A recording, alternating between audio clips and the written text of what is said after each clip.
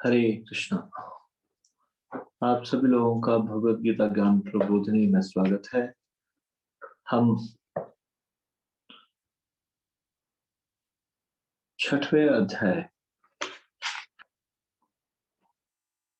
उपासना के विभिन्न स्तर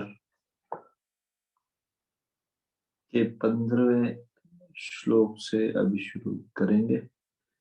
इससे पहले कि हम ये शुरू करें, कृपया सभी लोग मंगलाचरण पढ़ लीजिए। ओम अज्ञानतिमिरन्धस्य ज्ञानाञ्जनशलाकया चक्षुरुन्मिलितं येन तस्मै श्रीगुरुवे नमः। श्रीचैतन्यमनोभीष्टं स्थापितं येन भूतले स्वयं रूपा कदा मह्यं ददाति स्वपदान्तिकम्। वन्देऽहं श्रीगुरुं श्रीयुतपदकमलं श्रीगुरुन् वैष्णवांश्च श्रीरूपं साग्रजातं सहगं रघुनाथान्वितं तं सजीवम् साद्वैतं सावधूतं परिजनसहितं कृष्णचैतन्यदेवं श्रीराधा कृष्णपादान् सहगं ललिता श्रीविशाखान्वितांश्च। हे कृष्ण करुणा सिंधु दीनबंधु जगतपते गोपेश गोपिकाकांत राधा कांत नमस्ते। तप्त कांचन गौरांगी राधे वृंदावनेश्वरी वृषभानुसुते देवी प्रणमामि हरिप्रिये। वाञ्छाकल्पतरुभ्यश्च कृपा सिन्धुभ्यः च पतितानां पावनेभ्यो वैष्णवेभ्यो नमो नमः। जय श्री कृष्ण चैतन्य प्रभु नित्यानंद श्री अद्वैत गदाधर श्रीवासादि गौर भक्तवृंद।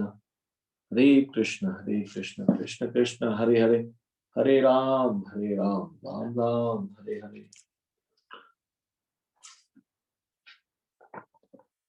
कृपया 7वें अध्याय का 17वां श्लोक निकाल लीजिए।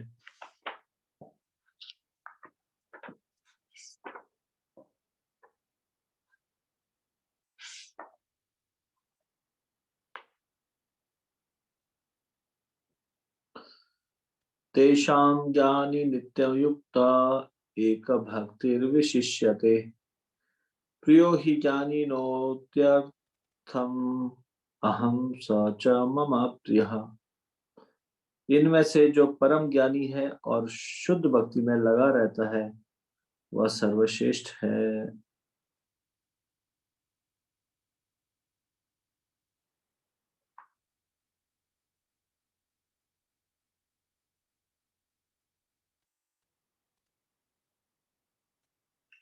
क्योंकि मैं उससे अत्यंत प्रिय हूं और वह मुझे प्रिय है।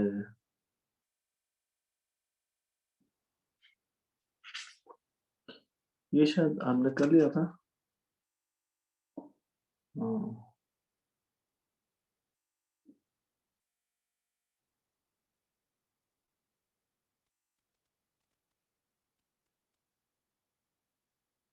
यस, ये वाला हमने कर लिया था कल। 15वां 16 कर लिया था। तो फिर 18वां श्लोक।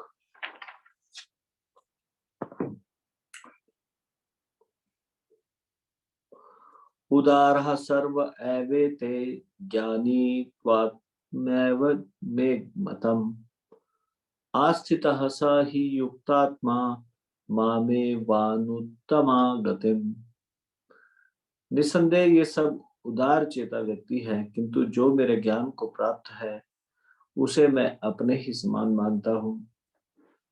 वह मेरी दिव्य सेवा में तत्पर रहकर मुझ सर्वोच्च उद्देश्य को निश्चित रूप से प्राप्त करता है।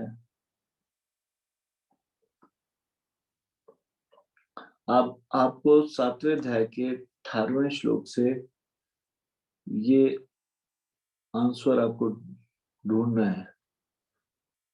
तो अभी हम इसको पढ़ेंगे, तो कृपया करके इस प्रश्न के उत्तर को ढूंढेगा। भगवान मिश्रित भक्तों को उदार चेता क्यों कहते हैं? भगवान मिश्रित भक्तों को उदार चेता क्यों कहते हैं? 7वें अध्याय का 18वां श्लोक। तो इसको एक बार ध्यान से सुने। निसंदेह ये सब उदार चेता व्यक्ति है, किंतु जो मेरे ज्ञान को प्राप्त है उसे मैं अपने ही समान मानता हूँ, वह मेरी दिव्य सेवा में तत्पर रहकर मुझ सर्वोच्च उद्देश्य को निश्चित रूप से प्राप्त करता है। तात्पर्य ऐसा नहीं है कि जो कम ज्ञानी भक्त है वे भगवान को प्रिय नहीं है। भगवान कहते हैं कि सभी उदार चेता है, क्योंकि चाहे जो भी भगवान के पास किसी भी उद्देश्य से आए वह महात्मा कहलाता है। जो भक्त भक्ति के बदले कुछ लाभ चाहते हैं उन्हें भगवान स्वीकार करते हैं।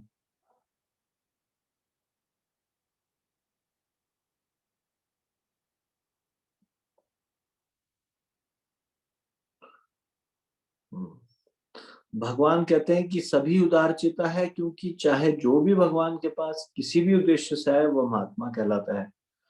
जो भक्त भक्ति के बदले कुछ लाभ चाहते हैं उन्हें भगवान स्वीकार करते हैं, क्योंकि इससे स्नेह का विनिमय होता है। वे स्नेहवश भगवान से लाभ की याचना करते हैं, और जब उन्हें वह प्राप्त हो जाता है तो वे इतने प्रसन्न होते हैं कि वे भी भगवत भक्ति करने लगते हैं। किंतु ज्ञानी भक्त भगवान को इसलिए प्रिय है कि उसका उद्देश्य प्रेम तथा भक्ति से परमेश्वर की सेवा करना होता है। ऐसा भक्त भगवान की सेवा किए बिना क्षण भर भी नहीं रह पाता। इसी प्रकार परमेश्वर अपने भक्त को बहुत चाहते हैं और वे उससे विलग नहीं हो पाते। श्रीमद् भागवतम के 9वें स्कंद 4थे अध्याय के 68वें श्लोक में भगवान कहते हैं, साधुवो हृदयं मह्यं साधूनां हृदयं त्वहम् मदन्यते न जानन्ति नाहं तेभ्यो मनोगपि। भक्तगण सदैव मेरे हृदय में वास करते हैं और मैं भक्तों के हृदय में वास करता हूँ। भक्त मेरे अतिरिक्त और कुछ नहीं जानता और मैं कभी भक्त को कभी नहीं भूलता। मेरे तथा शुद्ध भक्तों के बीच घनिष्ठ संबंध रहता है। ज्ञानी शुद्ध भक्त कभी भी आध्यात्मिक संपर्क से दूर नहीं होते, अतः वे मुझे अत्यंत प्रिय है। तो अब प्रश्न उत्तर की बारी आती है। प्रश्न है, भगवान मिश्रित भक्तों को उदार चेता क्यों कहते हैं? कृपया हाथ खड़ा कीजिए, please raise your hand.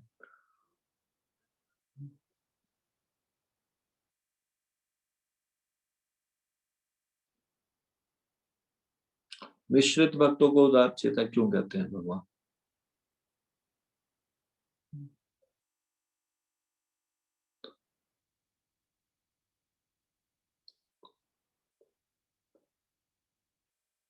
Sonal सुहाने माता जी।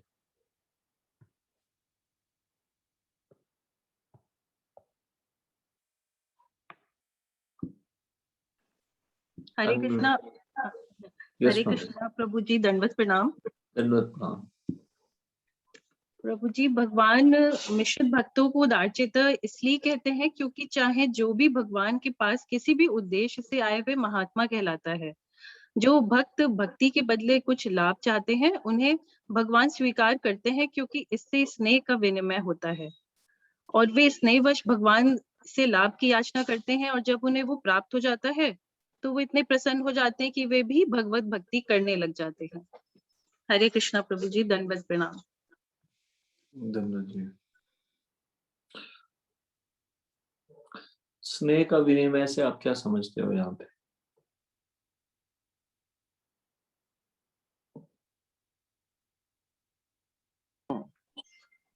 प्रभु जी, स्नेह का विनिमय कि अगर भगवान के पास वो जा रहे हैं कि कुछ लाभ के लिए, तो वो भी उस स्नेह में ही बदल जाता है उनका, क्योंकि जब उन्हें लाभ की प्राप्ति हो जाती है तो वो भगवत भक्ति में ही लग जाते हैं। तो स्नेह का आदान प्रदान। प्रभु जी क्षमा कीजिएगा।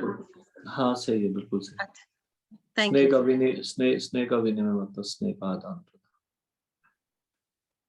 मैं म्यूट कर रहा हूँ।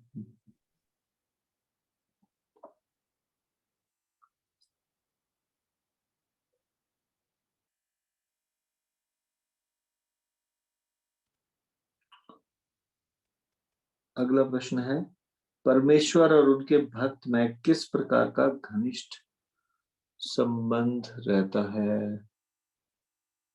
मैं सबके हाथ नीचे कर रहा हूँ, दोबारा से हाथ उठाइए। परमेश्वर और उनके भक्त में किस प्रकार का घनिष्ठ संबंध रहता है?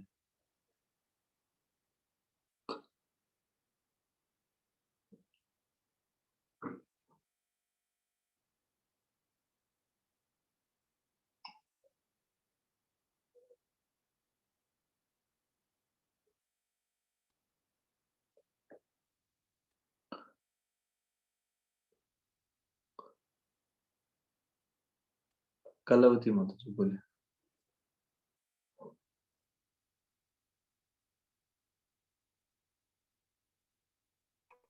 हरे कृष्ण प्रभु जी, दंडवत प्रणाम। हरे कृष्ण धन्यवाद जी। प्रभु जी, भक्त भगवान के हृदय में वास करते हैं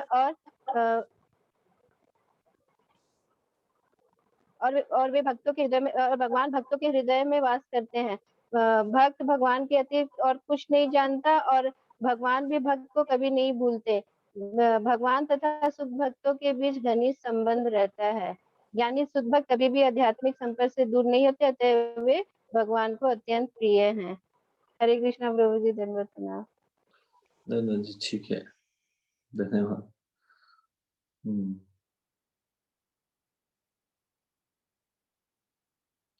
19वां श्लोक,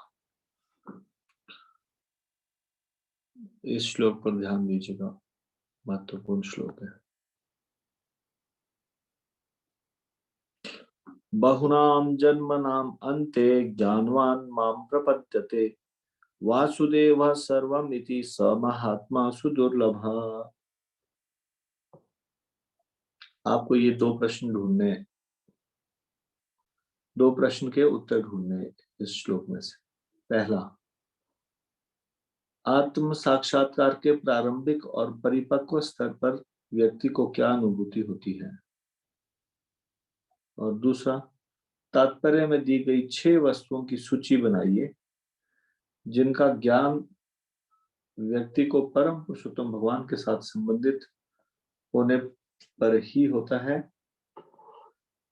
और वह भगवान की शरण ग्रहण करता है।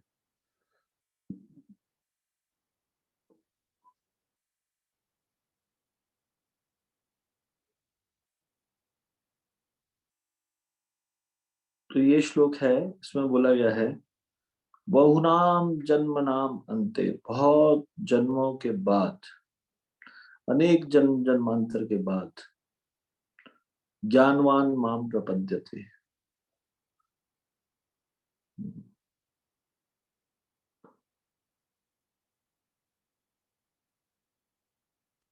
जिसे सचमुच भगवान, जिसे सचमुच ज्ञान होता है,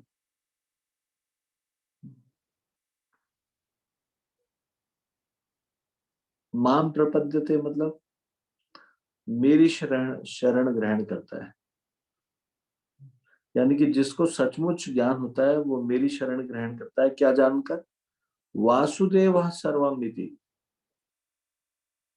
मुझे सब कारणों का कारण जानकर। स महात्मा सुदुर्लभ, ऐसा महात्मा अत्यंत दुर्लभ है। देखिए, इतना स्पष्टता से कभी भी कहीं पे भी भगवान इतना स्पष्टता से नहीं बोल रहे। यहाँ पे कृष्ण भगवान को कोई परम भगवान माने और सारे कारणों का कारण माने, यहाँ पे बोल रहे ऐसा महात्मा बहुत दुर्लभ है। स महात्मा सुदुर्लभ, सुदुर्लभ बहुत ही कठिनता से, बहुत मुश्किल ऐसा व्यक्ति जिसको ये समझ में आ जाए। बहुनाम जन्म नाम अंते, बहुत जन्मों के अंत में, यानी कि आप सब लोग ऐसे दुर्लभ महात्मा हो जिनको बहुत जन्मों के अंत में ये समझ में आ गया। क्या समझ में आ गया? और जिन्होंने भगवान की शरण ग्रहण कर ली और जिनको ये समझ में आ गया, क्या? वासुदेव सर्वमिति। अब देखिए, ये शब्द बोला गया वासुदेव। वासुदेव कौन? भगवान श्री कृष्ण। वसुदेव के पुत्र को बोलते हैं ना वासुदेव। ये वसुदेव के पुत्र यानी कि भगवान श्री कृष्ण सर्वमिति मतलब सब कारणों के कारण है। तो कितना स्पष्ट लिखा गया है ये वाली बात। कृष्ण परम भगवान है, कृष्ण भगवान का आदि स्वरूप है। अन्य स्वरूप कृष्ण से प्रकट हुए, ऐसा किसी को बहुत जन्मों के अंत में ये बात समझ में आती। इस संसार में देखिए कितने लोग हैं जिनको ये बात समझ में आती।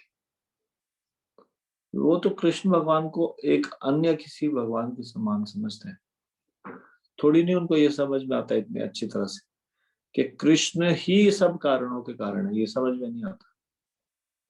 अगर किसी को ये समझ में आ जाता है तो वो बहुत दुर्लभ है, ऐसा बड़ा सुदुर्लभ है।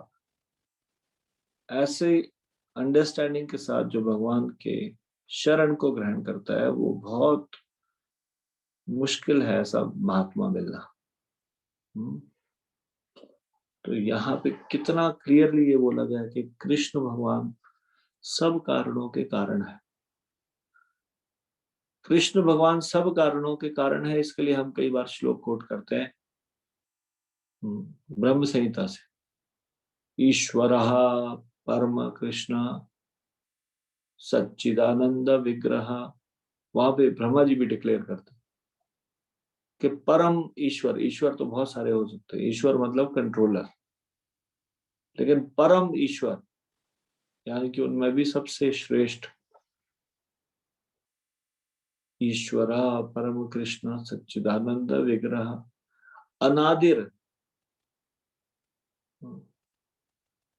अनादिर जिनके पूर्व कोई नहीं, आदिर जो सबसे पुरातन है, गोविंद, कौन है? गोविंद कृष्ण है। सर्व कारण कारण, सारे कारणों के कारण है कृष्ण। विष्णु के भी कारण है, हाँ विष्णु के भी कारण है। आदि स्वरूप भगवान का कोई है तो वो कृष्ण है।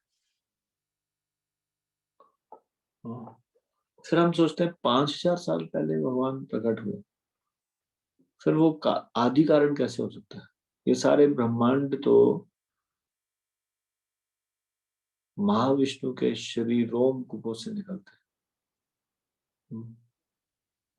लेकिन कृष्ण तो 5000 साल पहले, यही यही हम पढ़ते हैं ना द्वापर युग के अंत में।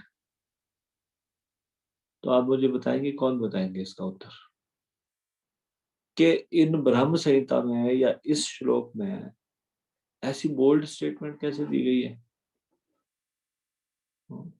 कि सब कारणों के कारण है?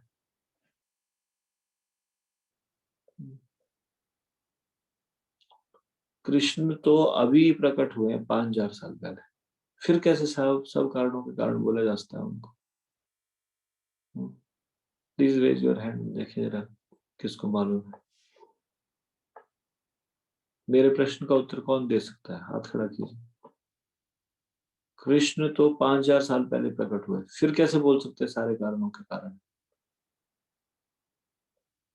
हाथ खड़ा कीजिए।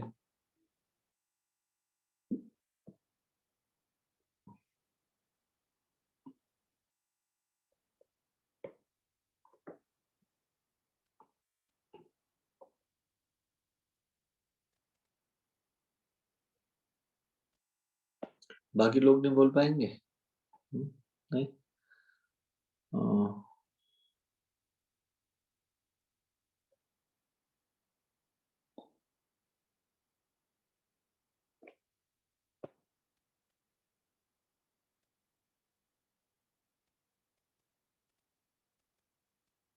सोनल स्वामी माता जी बोले। हरे कृष्णा प्रभु जी, दंडवत प्रणाम। हरे कृष्ण जी। प्रभु जी, भगवान जब अवतरित होते हैं तो वो धर्म की स्थापना करने और पापियों का नाश करने के लिए ही अवतार लेकर आते हैं इस धरती पे।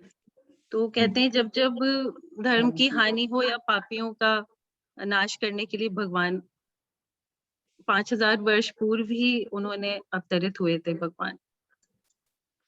तो उससे तो पहले तो फिर राम जी हुए त्रेता युग में। तो तो प्रभु जी, फिर हम राम जी को क्यों ना बोले सारे कारणों के कारण? वो पहले आए। कृष्ण का वो तो बाद में आए। प्रभु जी अनादिर आदिर गोविंदा सर्व कारण कारणम ये हम पढ़ते हैं, तो जो टाइमलेस है वो भगवान ही है, भगवान कृष्ण ही है और बाकी सब उनके रूप हैं। अच्छा, तो भगवान कैसे राम मतलब ये, हाँ थोड़ा सा समझाइए, कैसे मान ले हम, मतलब कि जब, क्योंकि हम देखते हैं कृष्ण तो अभी कलयुग के शुरुआत में सिर्फ थोड़ा सा पहले, यानी कि द्वापर के अंत में ही आए। जी प्रभु जी। हम्म, हरे कृष्ण ठीक प्रभु ठीक जी। है, हरे धन्यवाद। कृष्णा म्यूट कर प्रभु जी, लीजिए। दंडवत प्रणाम। म्यूट कर लीजिए।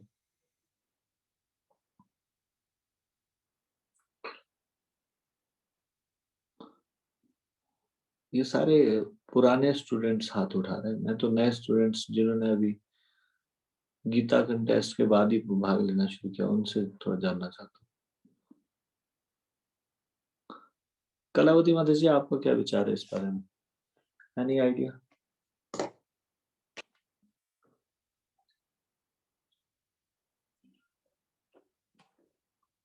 जो भी कुछ आपको लगता है वो बताइए। हरे कृष्णा प्रभु जी, दंडवत प्रणाम। हरे कृष्णा। धन्यवाद।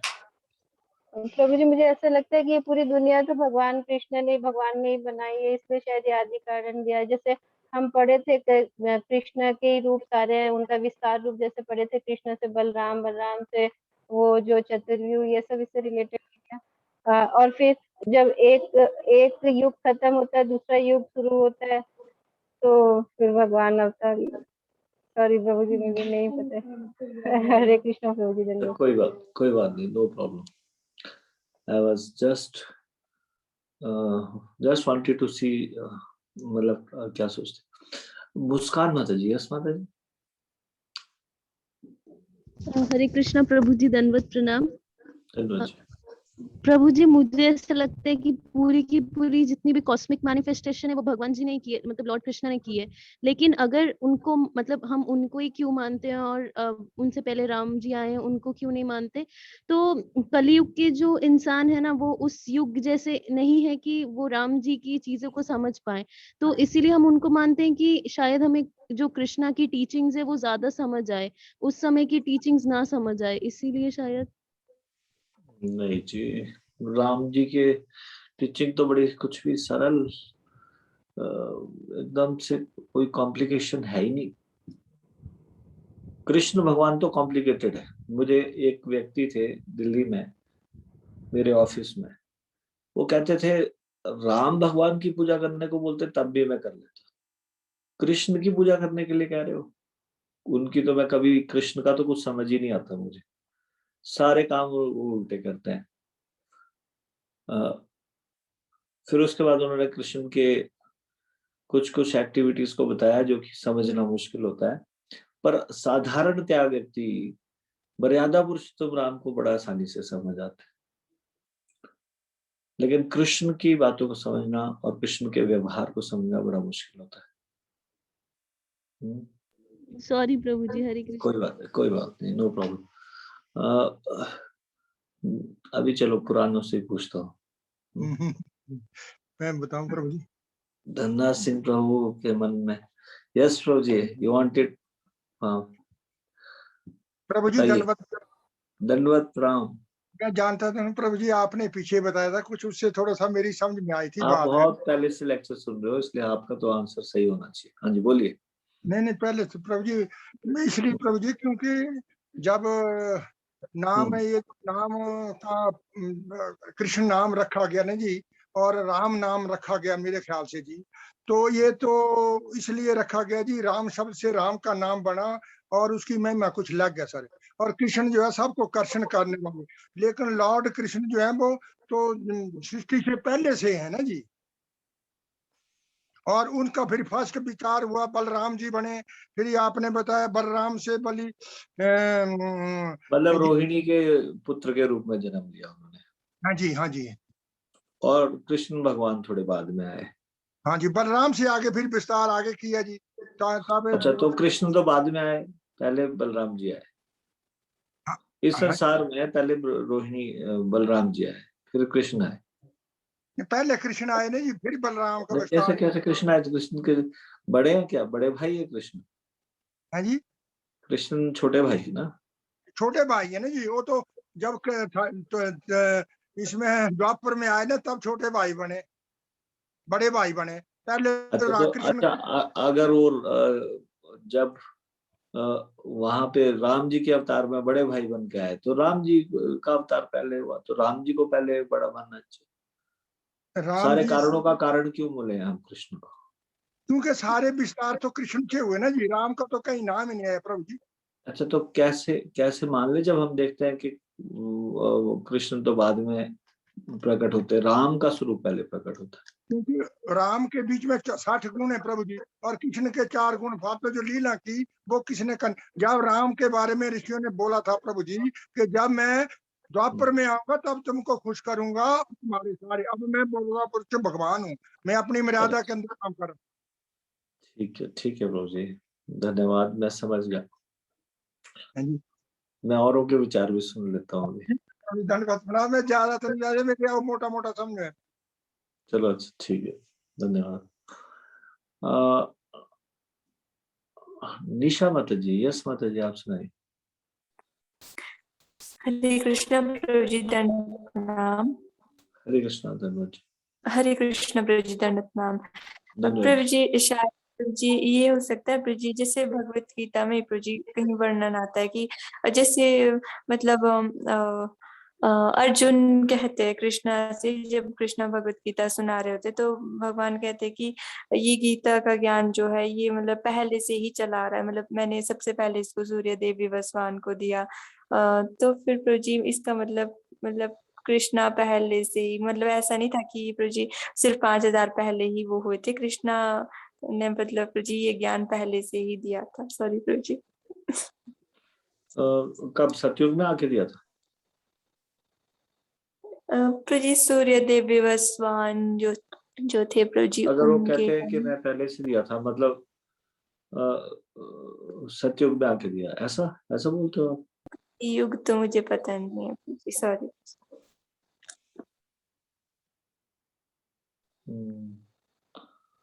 स्ट्रॉन्ग लॉजिक दे रहा कोई।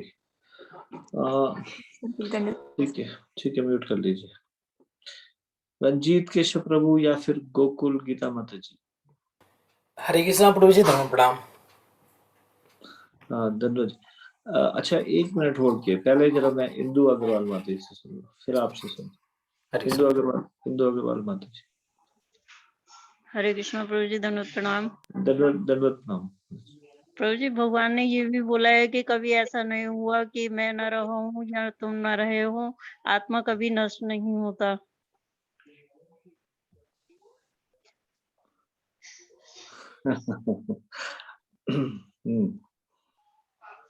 और भगवान क्योंकि जो है भगवान ने ये कहा है कि मैं अवतरित होते हैं। कभी ऐसा नहीं हुआ कि मैं नहीं रहा, तुम नहीं रहे। जी प्रभु जी। इसलिए राम भी हमेशा से रहे, कृष्ण भी हमेशा से रहे, जी और प्रभु हम जी। सब भी रहे, और ये राजा लोग भी रहे। जी। तो फिर कृष्ण हमेशा से रहे और राम भी हमेशा से रहे। प्रभु जी, कृष्ण जो है 64 कलाओं से पूर्ण अवतरित होते हैं।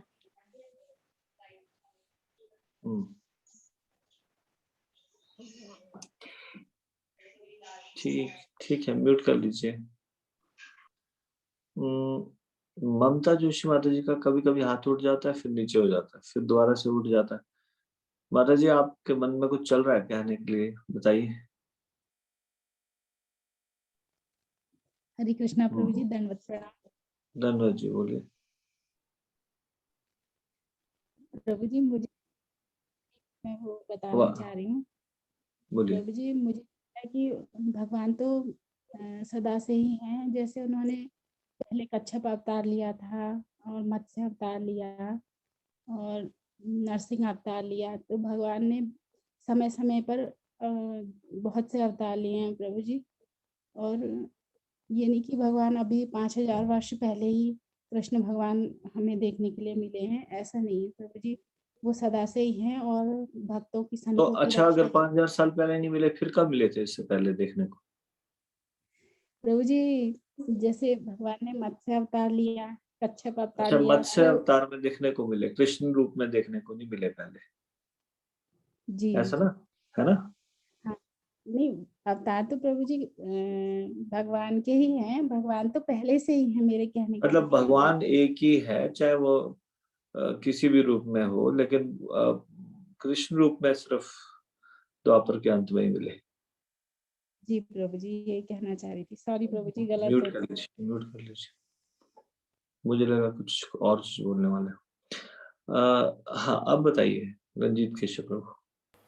हरे कृष्णा प्रभु जी, धर्म प्रणाम। धन्यवाद प्रभु जी, बोलिए। प्रभु जी, जब भी ऐसा कोई कंफ्यूजन होता है प्रभु जी, तो हम गुरु साधु शास्त्र का निर्णय देखते हैं प्रभु जी। तो यस प्रभु जी, तो गुरु साधु शास्त्र के हिसाब से हम देखें तो निश्चित रूप से प्रभु जी श्री कृष्ण जो हैं वही आदि पुरुष हैं, जैसा कि ब्रह्म संहिता में भी ब्रह्मा जी ने बताया है, ईश्वर परमा कृष्ण सचिदानंद विग्रह अनादिर आदिर गोविंद सर्व कारण कारण। तो प्रभु जी, इस कारण से हमें अपनी बुद्धि तो लगानी नहीं चाहिए, जो भी गुरु साधु शास्त्र कहते हैं उसके हिसाब से प्रभु जी कृष्ण। हाँ, तो logically being a new person, if suppose I am a new person, कैसे इस बात को मान लूं जब मैं देख रहा हूँ वो 5000 साल पहले प्रकट हुए? प्रभु जी, इसमें भी बताना होगा प्रभु जी कि जैसे किस तरीके से एक्सपेंशन होते हैं। भगवान तो प्रभु जी वो अवतारी हैं, बाकी सारे लोग अवतार हैं प्रभु जी। आपका आंसर सही दिशा की ओर नहीं जा रहा, जहां जो मैं सोच रहा था कि आप ये पॉइंट को टच करोगे जिससे क्लियर होता है। ठीक है, म्यूट कर लीजिए। अनूप श्रीवास्तव। एक सेकंड। हरे कृष्ण प्रभु, धन्यवाद प्रभु। धन्यवाद जी, बोलिए। प्रभु जी, जैसा रंजीत केशव प्रभु जी बता रहे थे और माता जी बता रही थी, अगर कोई न्यू भक्त है और वो अगर आए हैं और उनको हम भगवत गीता से ही प्रीच कर रहे हैं सपोज, तो भगवत गीता के शुरुआत में ही प्रभु जी भगवान खुद बोलते हैं, ये जो भगवत गीता का जो ज्ञान है ये मतलब मैंने आपको मतलब अर्जुन को नहीं दिया, तो वो बताते हैं अर्जुन पहले भी दिया था, सूर्य देव को दिया था। कौन से युग में? प्रभु जी वो तो मतलब सतयुग से भी पूर्व बता रहे थे प्रभु जी, वो मतलब कितने ईयर ओल्ड बताया था वहां पे, वो एक्चुअली नहीं है। तो प्रभु जी वो एनी अदर लॉजिक प्रभु जी, क्योंकि भगवान अलग अलग स्वरूप में ऐसा आंसर आ चुका, और पहले भी भगवान ने ज्ञान दिया, तो कौन से स्वरूप में दिया, क्या दिया, और कृष्ण का ही स्वरूप को कैसे मान ले हम? वासुदेव, वसुदेव के पुत्र।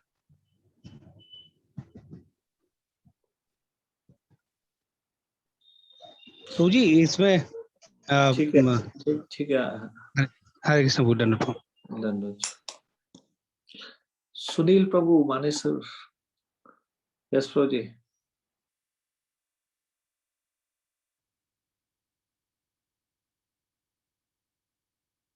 सुनील प्रभु अनम्यूट कीजिए, आपने हाथ खड़ा किया। हरे कृष्णा प्रभु जी, दंडवत प्रणाम। धन्यवाद प्रभु जी। प्रभु जी, मैं ये कह रहा था कई जगह प्रूव भी हुआ है। एक तो जो ब्रह्मा जी सबसे बड़े, उनसे बड़ा प्रूव कौन करेगा, जो कहते हैं कि ईश्वर परमस कृष्ण सच्चिदानंद विग्रह अनादिरादिर गोविंद सर्व कारण कारण। एक तो वहां प्रूव करते हैं। दूसरा भागवत में जो 1.3.28 में जो श्लोकास दिया हुआ है, एते चांस कला पुषम कृष्णस्तु भगवान संग इंद्रारि व्याकुलम लोकम मिडंती युगे युगे। तो यहाँ भी कहते हैं कि बाकी जितने भी आते हैं वो सब भगवान के जो है सो कला यानी अंशों के अंश है ना, पूर्णांश इस मेरा तरह से प्रश्न है। ये है जी प्रभु जी। बीइंग ए न्यू पर्सन, जी प्रभु जी, how should I understand this, कि जब बताया गया सारी जगह के द्वापर युग के अंत में दिया, जी प्रभु जी, तो फिर वो सारे कारणों के कारण हो गए, बल्कि इससे पहले भी भगवान के अनेक स्वरूप हुए। जी प्रभु जी। तो how should I understand this? जी, मैं वही बताना चाह रहा हूँ कि भगवान कोई पहली बार अभी द्वापर युग में नहीं आए। क्लियरली हमारा शास्त्र कहता है कि भगवान ब्रह्मा जी के एक दिन में वैवस्वत मनु के 7वें मनु जो है वैवस्वत मनु के 28वें चक्र के द्वापर युग में आते हैं। और राम जी जो है सो ऐसा नहीं कि राम जी अभी जस्ट ही त्रेता युग में आए थे। राम जी जो है सो हर ब्रह्मा जी के एक दिन में जो वैवस्वत मनु के 24वें चक्र के त्रेता युग में भगवान राम आते हैं। और तो कृष्ण बात है, कृष्ण ब्रह्मा जी के एक दिन में 7वें वैवस्वत मनु जो है उनके जो है सो 28वें चक्र के द्वापर युग में। थैंक यू सुनील प्रभु, आपका आंसर हरे कृष्णा प्रभु जी, दंडवत लॉजिकल है। प्रणाम। जी प्रभु जी। जितने लोग पहले थे, ये पुराने लोग, मैं आप लोगों से पूछ रहा हूँ, आप लोग ये नहीं बता सकते कि कृष्ण पहली बार नहीं आए, अनेक बार आए? आपने ये वाला पॉइंट क्यों नहीं रखा कि ये आपने पढ़ा नहीं क्या, ये सुना नहीं लेक्चर में? मतलब नए लोग हैं, उन्होंने नहीं सुना होगा, लेकिन जो पुराने लोग हैं, क्या आप लोगों ने नहीं सुना ये चीज कि ब्रह्मा जी का जो प्रतिदिन का साइकिल चलता है उसमें 14 मनु आते हैं, 14 मनु। एक मनु जब आते हैं तो उसमें 71 चतुर्युगी होती है। इस तरह से ब्रह्मा जी का पूरा दिन बीतता है तब जब 14 मनु आते हैं। उसमें 7वें मनवंतर के 28वें चतुर्युग में कृष्ण भगवान हर द्वापर युग में आते हैं। उसमें 28वें चतुर्युग के द्वापर युग में आते हैं। जब मैं ये प्रश्न पूछ रहा था कि कृष्ण तो अभी द्वापर युग के अंत में आए, तो मैं कैसे मान लूं कृष्ण अभी तो आए हैं सिर्फ? तो आप इस बात से रिफ्यूट कर सकते थे, ये कह सकते थे कि कृष्ण अभी नहीं आए, कृष्ण असंख्य बार आ चुके, और ब्रह्मा जी के प्रतिदिन में ब्रह्मा जी भी असंख्य हो चुके। ब्रह्मा जी के एक दिन में रोज आते हैं कृष्ण। कब? 7वें मनवंतर के 28वें चतुर्युग में, द्वापर के अंत में हर बार आते हैं। तो ये लॉजिक कि हम अभी अभी देख रहे हैं कि द्वापर के अंत में आए, ये बात इससे रिफ्यूट होती है कि नहीं, अभी अभी नहीं आए, असंख्य बार आए हैं, पर रोज ब्रह्मा के एक दिन में आते है ना। ये ऐसे करके समझाना चाहिए था ना। अभी सुनील प्रभु ने समझाया जैसे, ऐसे करके बताना चाहिए था। नहीं, ये सुन रखा है ना आपने, जो पुराने लोग हैं। जब हम मनवंतरों का अच्छी तरह से गणना करेंगे, ये समझेंगे कैसे ब्रह्मा जी के ऐसे ऐसे एक एक दिन करके 360 दिन का एक साल, वैसे 100 साल जीते हैं। और प्रतिदिन जब रात को सो जाते हैं, जितना लंबा दिन होता है उतनी लंबी रात्रि होती है। तो उस समय सब कुछ भी, सब चीज एकदम शांत होती है, कोई भी चीज कार्य नहीं कर रही होती। ब्रह्मा जी सो के उठते हैं और सृष्टि का कार्य फिर से प्रारंभ। यही ब्रह्मा जी का कार्य है, प्रतिदिन सृष्टि का कार्य। ब्रह्मा जी सो के उठते हैं एक दिन में और सृष्टि का कार्य शुरू। और जब सृष्टि का कार्य शुरू होता है तो फिर 14 मनुओं की जिंदगी, 14 मनवंतर, इतना बड़ा उनका दिन होता है। 1 मनु, 2 मनु, 3 मनु, ऐसे जब करके हाफ, 14 में से आधे, 7वें मनु आते हैं। 7वें मनु के 28वें चतुर्युग वाले द्वापर युग में कृष्ण आते हैं। ऐसे कृष्ण असंख्य बार आ चुके। कृष्ण केवल इसी द्वापर के अंत में नहीं आए। ठीक है, क्लियर हो गया ये? ऐसे करके समझाना चाहिए ना नए व्यक्ति को।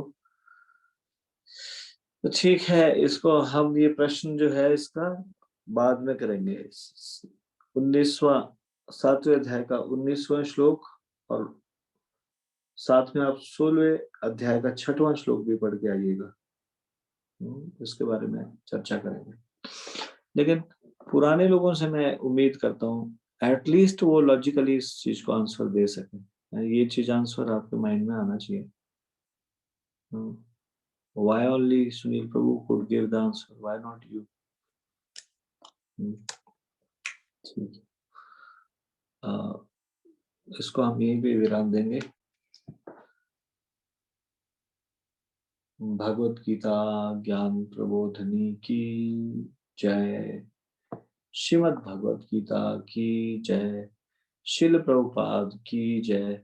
निताई गौर प्रेमानंदे। हरि हरि बोल।